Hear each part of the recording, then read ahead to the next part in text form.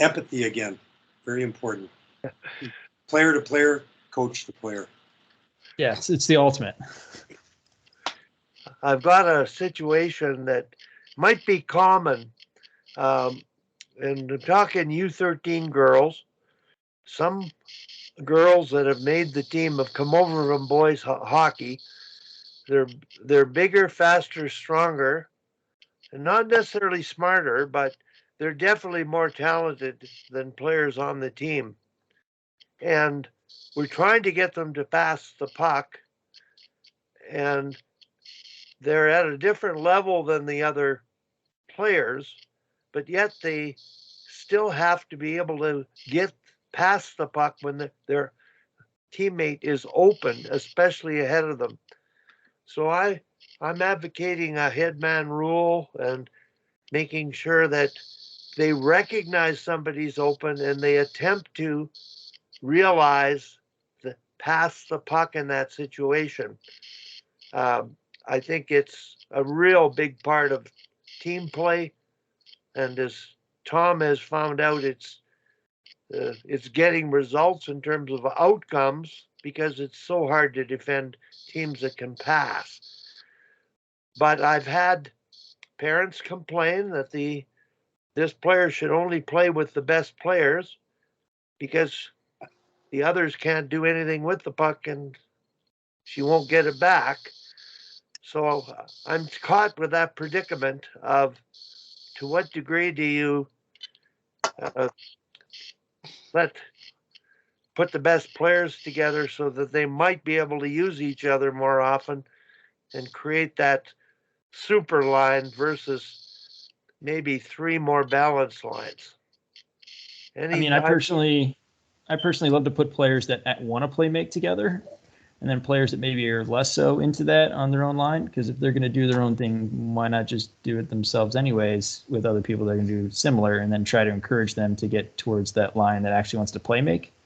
So I don't know about how you guys like to build lines. I've probably have a more dramatic difference in skill levels than you guys do. So it's extremely dramatic when it comes to talent level. And, one of my better players is one of those people that doesn't play make, but he kind of gets his own line and he doesn't play with the other best players because he wasn't going to use them anyways. Tom, can you comment on your ability to create combinations that play together well? Well, I think there's a little bit of if you've got a play ender and you put them with your player that passes a puck all the time, and they're going to get it and throw it away or whatever, you kind of nullifying both players. So I try to put players together that complement each other. It all depends what kind of a team you get. You might have, if players are fairly similar, it's a lot easier than if you've got, like night and day kind of a deal. So I try to get players that'll, can try to complement each other. Tom, your team at your level, there is a skill gap and in a hockey sense gap, and every team is faced with that. Well, how do you manage to create a synergy of combinations where everybody can perform at their best and feel good about whoever they're playing with? Well, with this particular team, we we're playing around with the lines the first bunch of games, and then we've had we've had an incredible amount of games because we played 2 exhibition games and we had a tournament that we played 4 in 3 days, and then we went to Kelowna and played 6 in 4 days. So I think in 9 days we played 10 games. So we kind of saw who could, play together, and we've stuck with those lines. We might move them around a little bit. We've basically stuck with those lines ever since. But they kind of have a synergy together sometimes. They don't all have great puck skills. One girl that probably the fastest skater in the team, but she has the most trouble with the puck.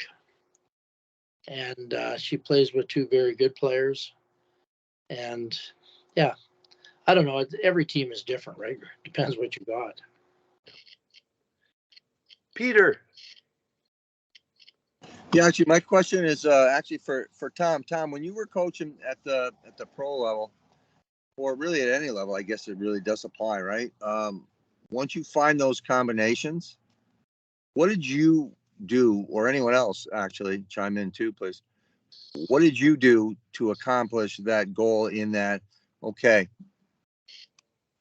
you tell Wally, you're the goal scorer.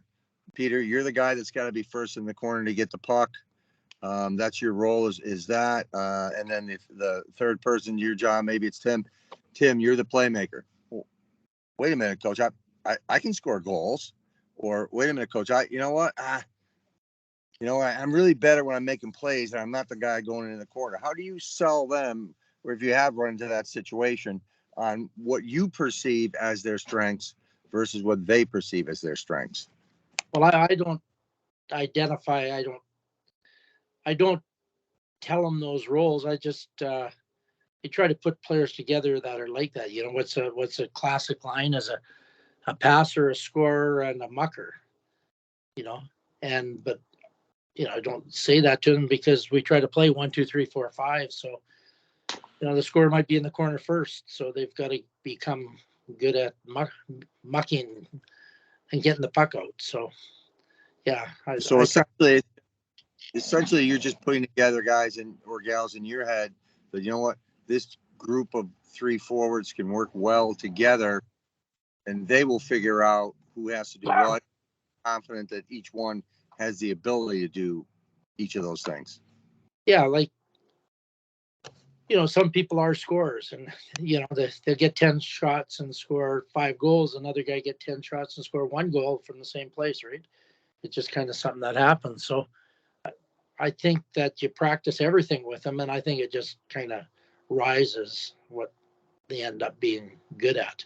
And I think the line also figures it out that we'd rather have F3, if deciding which guy should be slipped back into the shooting position, probably the scorer should be there. So. Right. No, it's perfect. It's perfect. I just always wonder that, right? Because, years back, right? Because that's the great thing about the sport is how everything evolves, right? Yeah. Life in general, but I think hockey seems to evolve, if you're really thinking through it, like everyone here is, at a much quicker pace sometimes in life. That it used to be, you're the guy that takes the body, you're the guy that passes the puck, you're the guy that scores, and that's what you do. So Yeah. Evolving to this, I think, is so much, honestly, more fun for anybody that's playing the game. But Oh yeah, well the game's changed so much. Like when I played, it was lane hockey, and right. the coach, every coach would live a different degree of it. But I played for coaches that would say, if I'm on left wing and I want to see white paint on your pants at the end of the game, that you didn't drift away from your lane. And the game right now is absolutely totally different. Just 1, 2, 3, 4, 5. Even if it's a defenseman, first one in the corner getting the puck. So, Tom, that I believe Ernie McLean was coaching in Estevan. He actually had a clothesline attached to the wingers, so they had to stay on their wings. And yeah. That's back in that era. So I really believe the art of line combinations is enhanced by you only line up at a position for the face-off. Yeah. After that, they'll naturally be whatever they are, wherever they are on the ice. But you can't wait for the goal scorer to get the puck. It's just going to be interchanging positions. And I struggle with parents affecting players saying, well, they've got to play center. They can't. And if they're not playing center, they feel it's unfair because that's where they want to play. And I'm just dealing with, you only line up for a face-off. Yes, as a center, they may be the most skilled, best puck handling, smartest player. But in order to be really valuable as a team, all five have to interchange relative to what actually happens in front of them. Yeah. So that's Just talking about Yeah. him. Didn't Eddie Shore put a rope around the goalie's neck? And he just said, "I don't want you flopping around like a beached whale," so that the goalie stayed up. Hasek wouldn't have lasted too long in that. No, he wouldn't have. Okay, Greg, there's one last thing. You mentioned